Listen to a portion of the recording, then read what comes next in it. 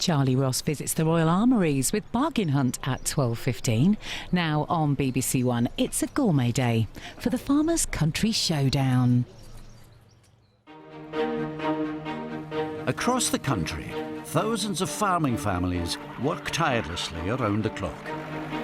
Bring them up, Isabel. Well done. Here they come. Shake it, baby, shake it. But there's one day each year Come on, girl. Have you go. when they get to leave the daily routine behind. These are show days, Welcome to the Staffordshire County Show. when they come together as a community Salute. to showcase the fruits of their labour Had a quick look at the competition. I'm in with a chance.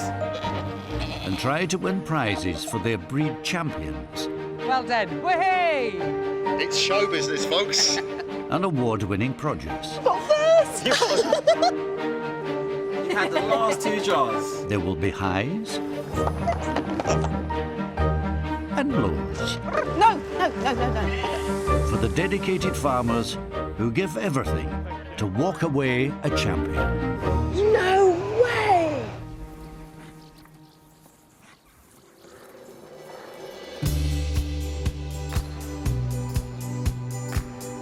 Britain is an ever-growing nation of food lovers.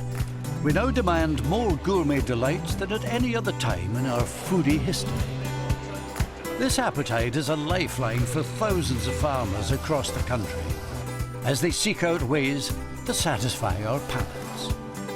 Today, farmers Rebecca and Anthony Froggatt and Alison and David Lee Wilson are both getting ready to launch new high-end products at one of the most prestigious food events in the world, London's Speciality Food Fair. Lovely to see you. Success here could make or break their businesses. Anyone in the world could be turning up here. Something new will happen, something unexpected.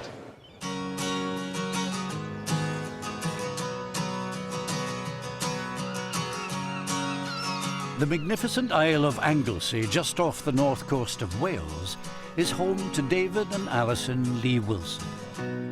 They met in 1974 and went to university together, then stumbled into a life living off the bounty of the sea. Well, it was oysters initially, wasn't it? Yeah, And then we collected cockles and whelks and things. yeah. We were trying to make a living from foraging, and we sold, and that led on to fish, and we were selling them in the Students' Union. And we discovered that students bought the mackerel, but the lecturers bought lobsters. It wasn't long before they opened a shop to expand their clientele beyond the student halls. We were fishmongers, but we realised we couldn't repay the bank loan just off selling foraged mussels, cockles and oysters. The mussels and oysters didn't really make any money at all. But they gave us the idea that if we worked hard and used what was around us, then we might make money. The absolute bottom line was that we wanted to live here when we'd finished being students, and we had to create an income because there weren't jobs on this island, so we had to make our own. Not shy of taking leaps into the unknown, this industrious couple decided to take on an even bigger challenge. They opened up an aquarium. We called it the Sea Zoo, and then we launched it with Michael Fish, who was then the weatherman on the BBC, and we persuaded him to visit. And because we were Well, we paid him, to be fair. Yeah, well, we put That him helped. up. Yeah, but we invited people with real fishy surnames to come and meet him. So Mr. Salmon, we got Michael Fish to present him with the salmon, and there was somebody called Mr. Winkle, so we had a Winkle on a tray. But it got a lot of media attention, and we had very, very little money. The aquarium brought in solid seasonal business, but after 23 years, they needed something more permanent. We were looking for something to do in the same place, using the same resources. So they came up with the perfect idea. They would farm salt from the pure sea waters around them. We knew we had a good, clean resource, and the fact that we could turn it into a food product was a revelation. What started in a few porter cabins is now an international business. With an on-site refinery making 8 flavours of sea salt and a visitor centre.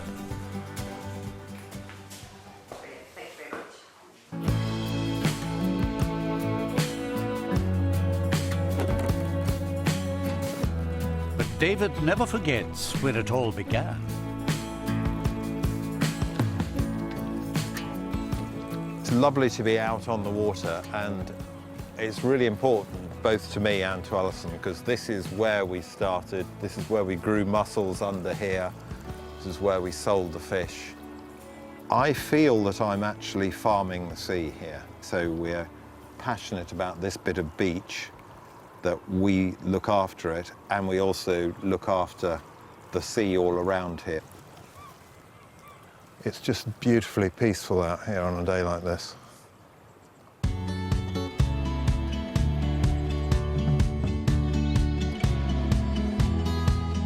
Over 100 miles away in Staffordshire is another family who have found an ingenious way to keep their farm going. Anthony and Rebecca live on a 700-acre farm with the rest of their family. I was born here in 1964. Becky and I moved here about 7 years ago, so we swapped houses. My parents now live down the road and we now live here. The farm is still a family affair, with his 75-year-old father, Richard, working alongside them. 14-year-old son, Johnny, also gets roped in when he's not at school. Yeah, keeps me busy anyway, just keeps me out of mischief. It's nice to get up in the morning and know you've got a job. Come on. Come on. Come on, girls. They've grown well, haven't they? Yeah, they're good. They look good. My grandfather bought the farm originally in 1927. Then my father took over, and then I took over in about 1965. So hopefully it might go on for another 2 generations. Despite the enduring strength of this family farm, in 2001 it was brought to its knees. The foot and mouth outbreak turned their lives upside down. We lost 1,600 sheep. It was not a nice sight. They were slaughtered on the farm and then burnt in the next door field, and it was not nice. So it's good to have some livestock back, yeah. The foot and mouth disaster was a national tragedy, forcing thousands of farmers to look for ways to survive beyond their livestock. The Froggets were no different. 5 years ago, Anthony had a brainwave. They were growing rapeseed and had started to grow potatoes alongside. Why not combine them and make one of the nation's favourite snacks?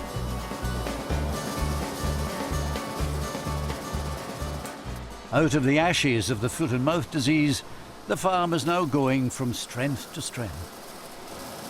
All the family living off it, and you know, we have to diversify and make products produce more money for us. So from field to farm sales is, I think it's a good thing. Oh, I'm very proud of him. Yeah, I think it's really great. But he asks me more now than he did when he was 21, because he knew everything then. As he's probably told you, I was probably very old-fashioned then. No, I think I was probably just a bit arrogant.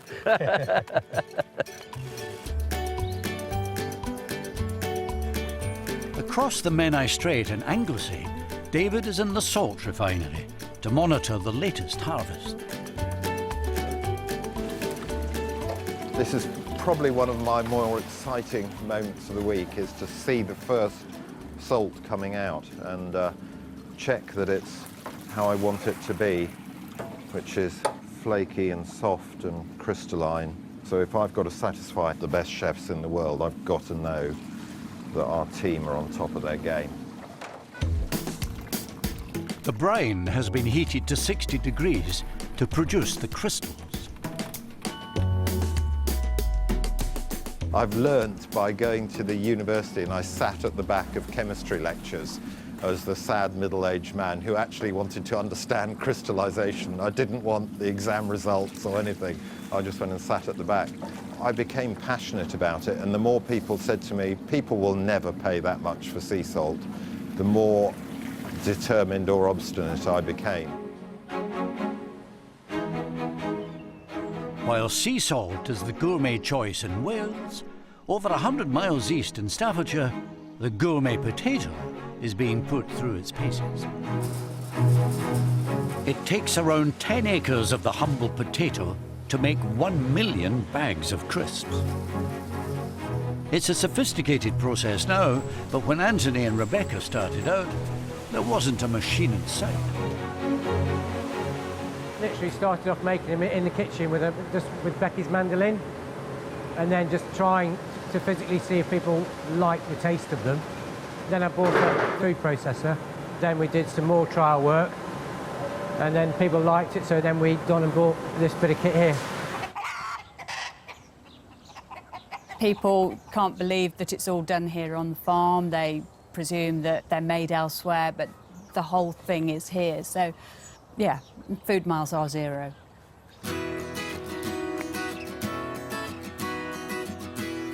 It's been a difficult few years building their farm back into a thriving business. It's been a challenge, I have to say. If I knew then what I know now, maybe I might not have done it. Second-hand kit, old machinery, everything anybody will ever tell you about starting a business from scratch, finding the customers, because we started from zero. We didn't buy a brand, we created a brand. This has been a hard path to make work. I went into the pub the other day, I saw somebody buying a packet of crisps and sitting down and drinking a pint and eating them. It was just quite funny seeing something that you'd made, and they're obviously enjoying them. So that was nice. If you can get a crisp in somebody's mouth, then they realise they're different, and that's our biggest challenge. Anthony is risking all on a range of new products that they hope will whip up some attention at the Speciality Fine Food Fair. This is my gamble for this year, the fava beans. So the British broad beans, they're roasted with their skins off. We've got 3 flavours, so I think I'm packing in for the sweet chilli that's won an award, but a lot of other people like just the plain salted ones. And then also we're doing a wasabi pea. One of the main reasons we're going to the Fine Food Show is actually to get this product out there. I'm hoping for big things for these. These are really on trend, nice and high in protein, and really good for you. In Wales, Alison and David also have a whole range of products to take to the show, including one of their more eccentric ideas, smoked water. It was a casual conversation with a very famous chef. Said, I want to get a smoky flavour into my risotto. Would you mind smoking some water for me? It has taken off, and it's now in all sorts of things. Even you can take this smoked water and add a little bit to ice cubes, and then if you're having a tequila or a cocktail, as the ice cube melts, you get a smoky aroma. After months of hard work and planning, the families are ready to take on the international competition that awaits them in London. Hopefully people like these peas and beans now. I hope so. Hopefully we can get them into a few coffee chains, and Fingers crossed. Maybe an airline would be nice. an airline would be very nice. Yeah. The Speciality Food Show, for me, is my favourite trade show. It's great, and we always come away with 1 or 2 new customers as well. There are now quite a few salt companies around Britain, and we need to keep ahead of the game.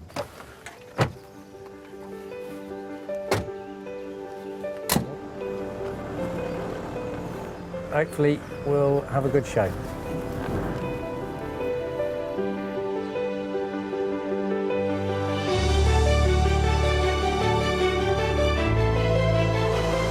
Today is the 18th annual Speciality Fine Food Fair. The Olympia Exhibition Hall's 150,000 arena will house just over 700 artisan food producers, showing to buyers from all over the world. This is the one place where they can see the biggest array of new products coming into the fine food market. There is nowhere else that they can do that in this country. It's one of the most respected events on the food producers' calendar, and the range of products on show is jaw-dropping. The Speciality Fine Food Show for me is really unique. It's lots of small producers. It's almost the great and good, if you like, of the industry. This is not about mass production. This is about little producers really making something they're proud of. You can get so excited. You can walk around the whole show with a massive smile on your face just by seeing some of the products you can get here.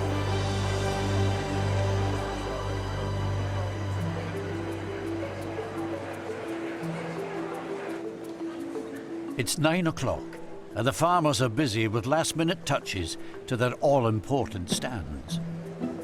They know that over the next 24 hours, opportunity could be around every corner.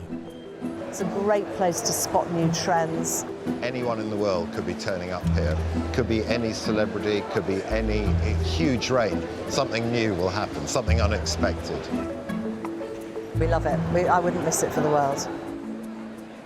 Across the hall, Anthony and Rebecca know the secret to success is to get those tasting bowls out. Peas and beans are new, so I quite like to find a nice, decent-sized customer for that. Taste the game, nobody's really seen it in the speciality market, so that will hopefully find a customer for that. And a chain looking for a change would be nice. It would be lovely if they came to us and said hello. I'll do the talking, Becca do the writing. I'll do the writing. Anthony has a habit of taking notes that nobody can read when they get back to the office. So. Right. Everybody says they think I'm a doctor because my writing's so terrible. Expectations are high. The general public is not admitted to this event, so everyone could be a potential buyer. It's great just to have a really intense few days where you're literally just nattering either 2 customers or 2 suppliers. You come back full. Yeah, it's good.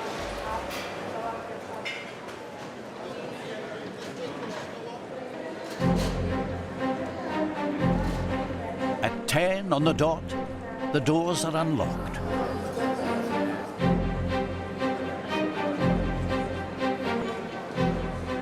To the Specialty Fine Food Fair because we change our menu every 6 months and we're coming up to the next menu change. So we want to try and find the best stuff, preferably local. So yeah, I'm just going to see what we can find today.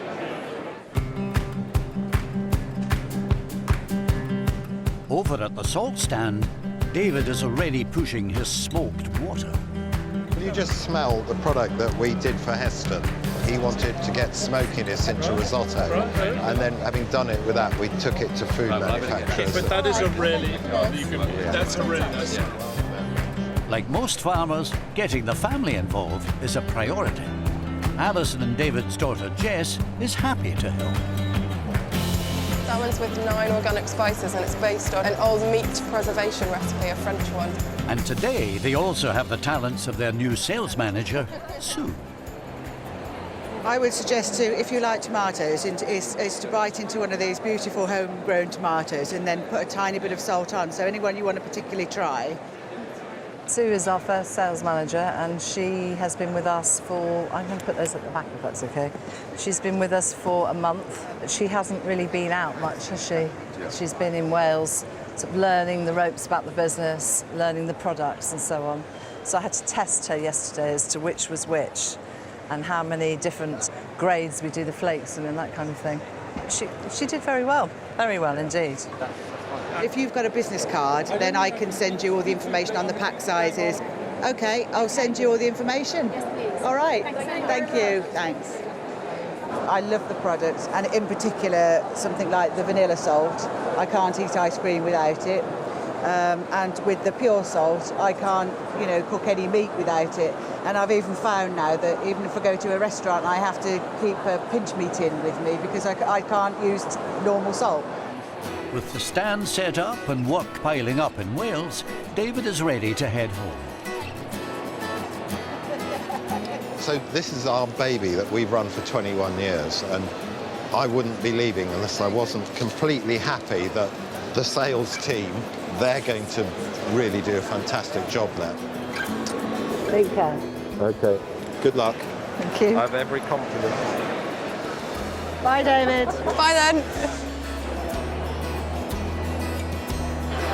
The hall is filling up. Anthony has got his work cut out encouraging customers to sample his crisps.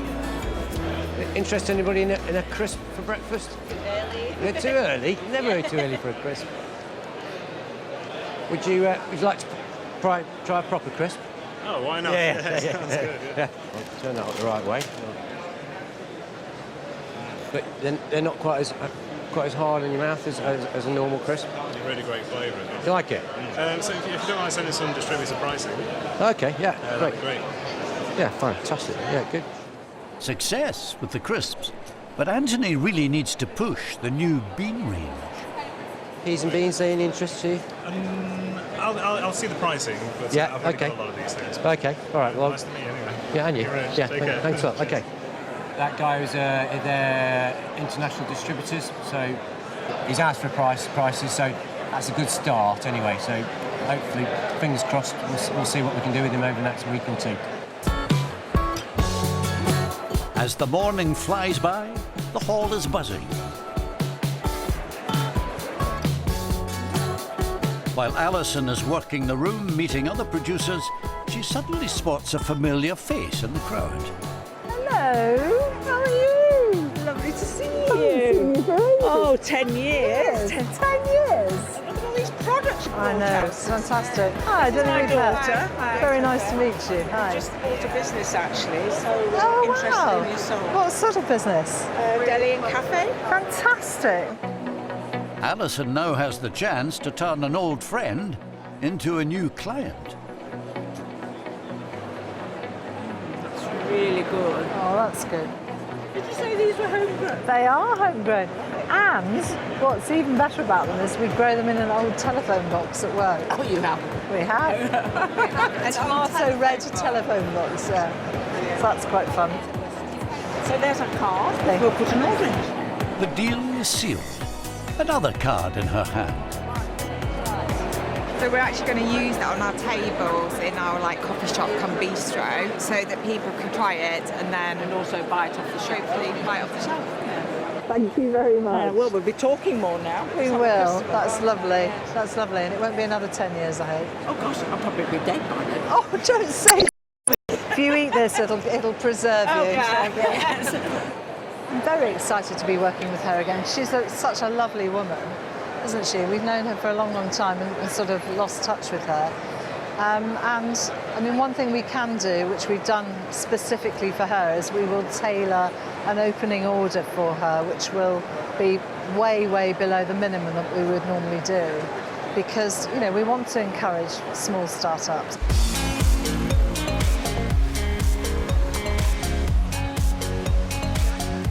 It's all about landing the best deals. And across the food fair, everyone is going all out to sell. They're good. Yeah, that's a jalapeno. They're quite hot. Yeah. Just a tiny bit. Yeah, okay. This one's just won a Great Taste Award for this show as well. Anthony and Rebecca are gathering some solid leads. I think we go well in coffee shops because they're not artisan, but they're towards artisan.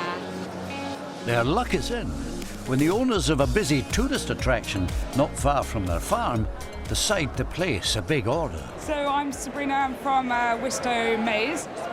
With 20,000 visitors coming through our doors, we love the idea of supporting other local farmers. At the end of the day, we're farmers at heart, so yeah, it's all about bringing that community together. I mean, they're the winner. Yeah, jalapeno. Yeah. I saw the jalapeno crisps, and for me it's just a different flavour, different from all your cheese and onions, just salt and vinegar. And yeah, they had pheasant crisp? Pheasant and the grouse. And the grouse crisp. That's what I found really interesting. Yeah. Is you've got those traditional British flavours, which you don't often see with crisps. Yeah, definitely. So I thought, why not? Let's give them a go. No, definitely.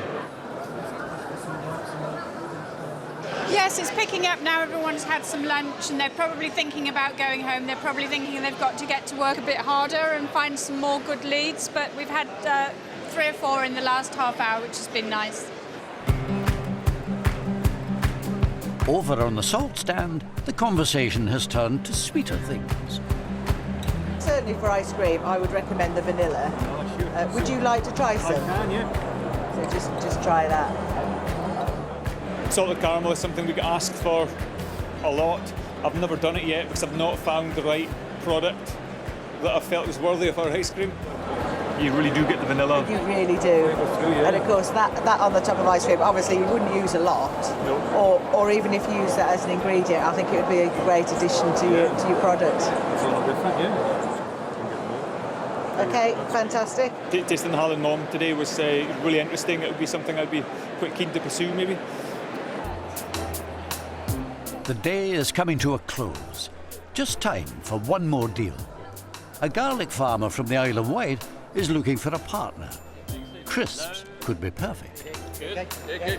Yeah. The crisp man, returner. Yeah. So, how are we going to do it? What we could do is maybe just put the garlic farm on that panel there. So it'd be under our brand, so to speak, but you would still get your, get the garlic farm bit in. Yeah. Like that as a sticky on. And then so we do a proper sort of collaboration. Yeah.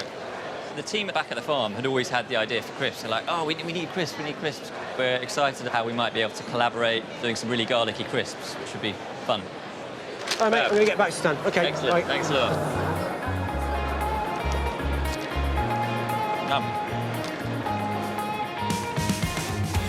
With the promise of some big deals for the crisps, it's the perfect time to sample some local beer.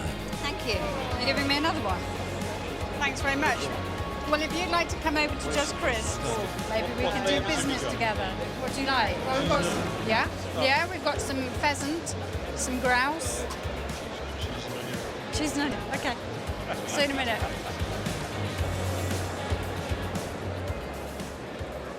Where have you found this from? The Welsh stand. Yeah, they export it to Japan. But he wants some cheese and onion crisps in exchange. Oh, does he? Yeah, that's fair. Fair swap. It's a long day when you've been standing on your feet all day, isn't it? Yeah, but then you'll go and network for the next 2 hours and start talking nonsense. Only after about 2 hours. He will. He goes and stands in the pub, drinks too much, and then this is when he starts repeating himself. I'll go and take my friend some crisps. Right.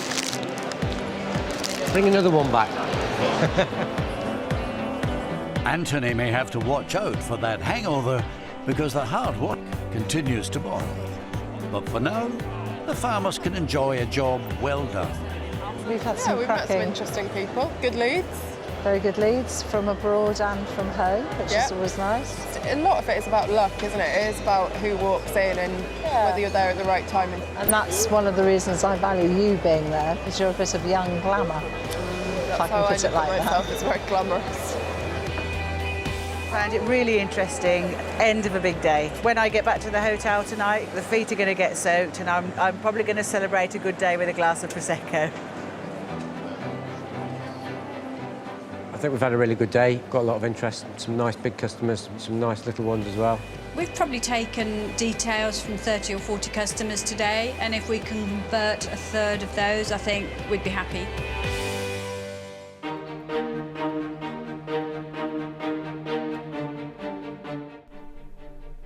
We're under starters orders at Wetherby Racecourse next on BBC One as the Reds and the Blues go bargain hunting.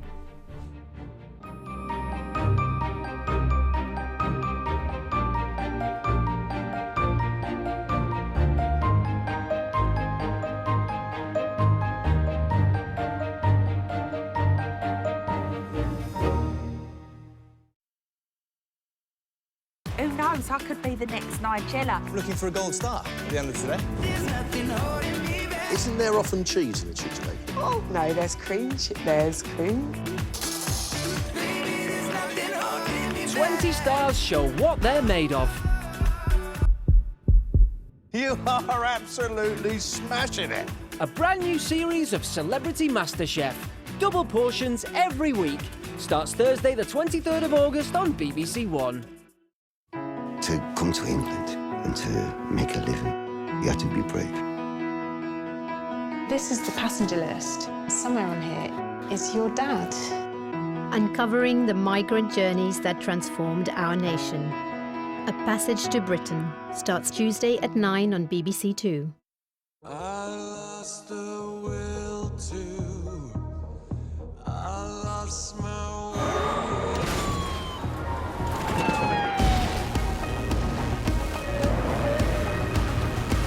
I want cool heads, okay?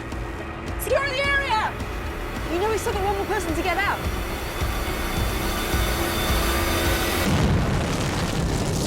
Casualty. Tomorrow at 9:10 on BBC One.